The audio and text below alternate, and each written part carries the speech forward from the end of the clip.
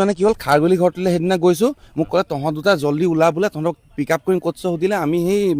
গুৱাহাটী ক্লাবৰ ওচৰত আছিলোঁ তহঁত তাক তুলি ল'ম বোলে তহঁতি যা জল্দি ওলা বুলি ক'লে ঘৰলৈ গৈছিলোঁ কিবা এটা হৈ আছিলে সেইটা দিনত আহি আমি এতিয়া ওলালোঁ আমাৰ তাক তুলি লৈ গ'ল এই এখন হোটেলৰ কিবা পাৰ্টি এটা কিবা প্ৰগ্ৰেম কিবা এটা আছিলে তালৈ গ'ল যাওঁতে কি হ'ল জুবিন গাৰ্গৰ ওচৰত চাদা খাবলৈ পইচা নাই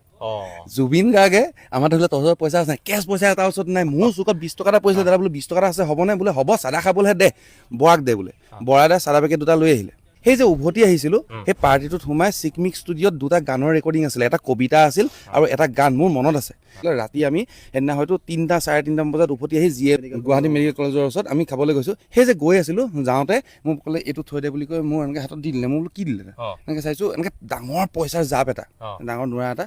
আমি কেইটা আহিছোঁ একেলগে আহিছোঁ মোক দাদা বোলো এইটো পইচা কেলে বোলে তই থৈ দে বোলে দৰকাৰ হ'ব বোলে কাইলৈ দৰকাৰ হ'ব বোলে সদ্যহতে থৈ দে এনেকৈ ক'লে তই বোলে একো নহয় বোলে এইটো বোলে ইমান পইচা মই নাৰাখোঁ আপুনি থওক তই তইও মোক পইচা দিছিলি নেক্সট কথাটো সেইটো বোলো দাদা 20 টকাহে দিছিলোঁ তাকো চাদা কিনিবলৈহে সেইটো বোলে কিমান টকা একো নাই তহঁতক চিনি পাওঁ যা পকেটত ভৰাই থ কাইলৈ কথা পাতিম তাৰ পিছদিনা আমি যেতিয়া গৈছোঁ তাত এজনী ছোৱালীয়ে কান্দি আছে ছোৱালীজনী খুব ডাঙৰ কিবা খুব কান্দি আছে দিব লাগে জুবিন গাৰ্গৰ মেনেজাৰ নাই হাতত কেছ পইচা নাই কেছ পইচা নাই কাৰণে তেওঁ তোক সহায় কৰি আমুক তামুক কৈ আছে মোৰ তেওঁ মানে সেই আগদিনা ৰাতি যে আহিছিলে তেওঁ পাহৰিলে মানে সেইটো পইচা হয়তো চাগে কিমান মানুহক তেনেকৈ থবলৈ পইচা দিলে পাহৰিলে পিছদিনা নকয় চাগে ঠিক আছে বোলো দাদা বোলো পইচা বোলে ক'ৰ পইচা উল্টা সুধিছে মই তেওঁ ক'ব লগা হৈছে যোৱা ৰাতি আপুনি মোক ইমান পইচা দিছে